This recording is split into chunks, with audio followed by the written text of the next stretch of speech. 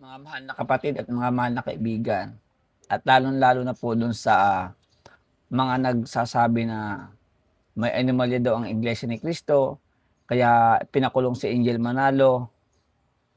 Ito lang para sa paglilinaw ninyo, no? Medyo mahaba-haba itong video na to. Kung gusto po talagang malaman at kung bakit pinakulong ang Angel Manalo, ay panoorin mo hanggang dulo itong video ito para maunawaan mo. Hindi yung putak ka ng putak. Hindi puro haka-haka at kuro-kuro lang ginagawa ang naiisip mo. O ito, mga mahal na kaibigan, mga mahal na kapatid, sabay-sabay po natin itong panoorin. Ito po ang katotohanan kung bakit sila ikinulong at itiniwalag sa loob ng Iglesia ni Cristo. Kaya itiniwalag, may dahilan. Sabihin natin, isa-isahin natin. Oo. Una, nagkalat sila ng kasinungalingan at pandaraya. Ikalawa, naghasik sila ng pagkakabahabahagi, paglabag ito sa isa sa mga pangunahing doktrina ng Iglesia ni Cristo. Ikatlo, lumaban sila sa pamamahala ng Iglesia ni Cristo. At anong ginawa nitong mag-iina, kapatid na Bobby? Tinangka nila, kapatid na Mike at mga mahal na taga-subaybay, na pinsalain at wasakin ang Iglesia at ibilad ito sa matinding kahihiyan. Sa paanong paraan? Anong ginawa nila? Nag-upload sila sa social media ng video noong July 22, 2015 na humihingi ng tulong dahil nanganganib daw ang kanilang buhay. Mabuti ay panoorin natin. Ako po si Angel Manalo. Anak po ako ng KRD at Kateni. Mga kapatid po namin sa Iglesia ni Cristo. Nananawagan po kami sa inyo dahil nanganganib po ang aming buhay. Sana'y matulungan niyo po kami. Sana po ay pakinggan po rin ninyo ang panawagan ng aking ina, ang kapatid na Tenny Manalo. Maraming salamat po. Ako po si Kateni Manalo, biyuda ng ka-Erdi Manalo, ang naging tagapamahalang pangkalahatan ng Iglesia ni Cristo sa loob ng 46 na taon. Ako'y nananawagan sa aming mga kapatid sa Iglesia na tulungan ninyo kami dahil may panganib sa aming buhay. Saklolohan ninyo ang aking mga anak, si Angel at Lottie at ang kanilang mga kasama. Tulungan nyo rin ang mga ministro na dinukot at hanggang ngayon ay hindi pa nakikita. Kaawa natin sila at ang kanilang pamilya. At sa aking anak na si Eduardo, sana makausap kita. Mga kapatid, tulungan nawa tayo ng ating Panginoong Diyos. Maraming salamat po sa inyo. Mga kaibigan, meron pong mahahalagang bagay na dapat kayong mapansin. Una, nanganganib daw ang kanilang buhay.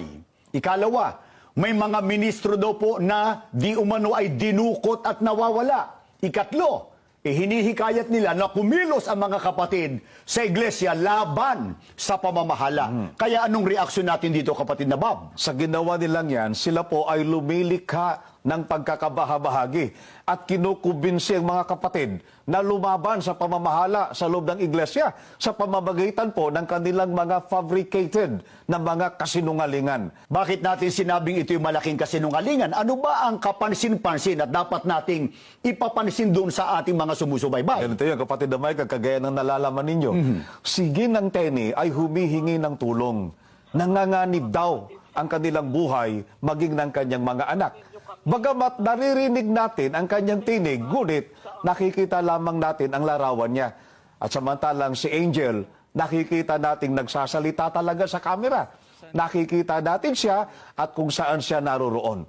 At sa araw ding iyon, mga mahal na taga-subaybay, may ipinapaskil sila sa bintana, nakasulat, tulong, hostage kami. Hostage ba yun Ang ganda-ganda ng makeup niya, kapatid na Bobby. Ang totoo napatunayan mismo doon sa salita ni Angel na nagsisinungaling, hindi ba?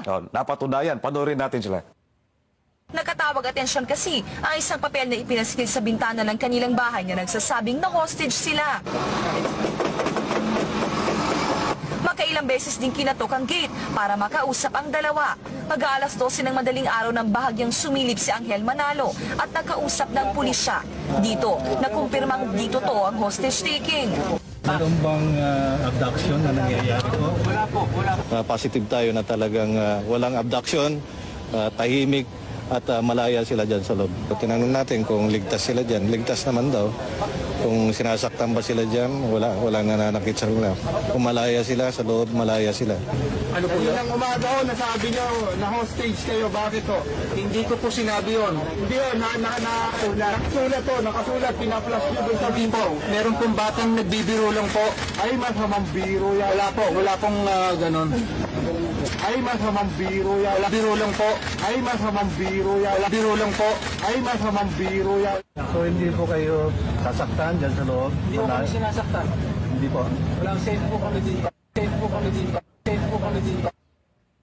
O, di ba hayag na hayag, batay mismo sa mga reporters na nagsisinungaling si Angel? Kaya, mga kaibigan, talakay natin. Alam ba ninyo kung anong nangyari nang dumating pa yung ibang mga TV reporters, pati yung mga pulis o mga otoridad na nagpunta ro sa 36 Tandansora, Quezon City? Napatunayan ng mga otoridad na walang abduction na nangyari. Kaya nang tanungin si Angel tungkol dyan, ang sabi niya, Meron pong batang nagbibiro lang po. Ay, masamang biro yan. Wala pong ganon. masamang biro, kapatid na Michael. Kaya isang malaking kasinungalingan Hindi totoong nanganganib ang kanilang buhay noon. Wala sa Pilipinas si Ginang Tenny noong siya ay humihingi di umano ng tulong. Ito ang larawan. Ito ay kuha noon ng lumapag sila sa Dallas-Fort Worth International Airport sa Texas noong July 14, 2014. May oras pa, kapatid na Bobby. 10:44 a.m., kapatid na Michael. 7 buwan na malagi sa Texas si Ginang Tenny. After 7 months ay lumipat siya sa California at nang humingi siya ng tulong noong July 22, 2015, wala siya sa Pilipinas, kundi nasa United States, kapatid na Michael. Ang larawang nasa screen ay kuha mga 10:44 ng umaga ng taong sumundo sa kanila sa airport. At hindi siya bumalik dito sa Pilipinas o sa Tapusin ko lang 36 to. Tandansora. Wala pang alas 8, Kaya nga, oh. nung sila ay humingi ng tulong na ito'y in-upload sa YouTube noong July 22, 2015. Ito tanong, nagsasabi ba sila ng totoo, kapatid na Bobby? Hindi. Manapay nagsisinungaling sila noon. Hindi totoong nanganganib ang kanilang buhay, kaya isang malaking kahihiyan na ginamit pa nila ang kanilang kalagayan bilang sambahayan ng kapatid na Eranio G. Manalo. Makapagsinungaling lang sa mga kapatid sa paraang nag-upload ng video sa social media na nanganganib daw ang kanilang buhay, bagamat wala naman sila doon. Kaya para lalo po niyong mapansin, mga kaibigan, ng malaking kasinungalingan na in-upload nila sa YouTube, pagsunurin po natin. Ako'y nananawagan sa aming mga kapatid sa iglesia na tulungan ninyo kami dahil may panganib sa aming buhay. May panganib sa aming buhay. May panganib sa aming buhay. Nananawagan po kami sa inyo dahil nanganganib po ang aming buhay. So, hindi po kayo sasaktan dyan sa loob? Hindi po kami sinasaktan. Hindi po. Walang safe po kami dito. Nanganganib po ang aming buhay. Hindi po kami sinasaktan. Hindi po. Walang safe po kami dito. O, kapatid na Bobby, dahil sa hayag na hayag ang kasinungalingan itong ginawa nila, ano ang agarampasya ng pamamahala? Sila po ay itiwalag sa iglesia. Dahil baka ito po ay maka-impluensya sa mga kapatid na maniwala sa kanilang mga kasinungalingan. Kailan ba sila itiniwalag, kapatid na Bobby? Kasi nag-upload sila noong July 22, 2015. Sa sumunod na araw, kapatid na Michael, July 23, 2015, sila po ay itiniwalag nung sila po ay mag-upload ng video. Panoorin natin ang pahayag ng kapatid na Bien Santiago, ang General Evangelist ng Iglesia ni Cristo. Dapat malaman ng lahat na ang iglesia ay hindi isang korporasyon na pampamilya.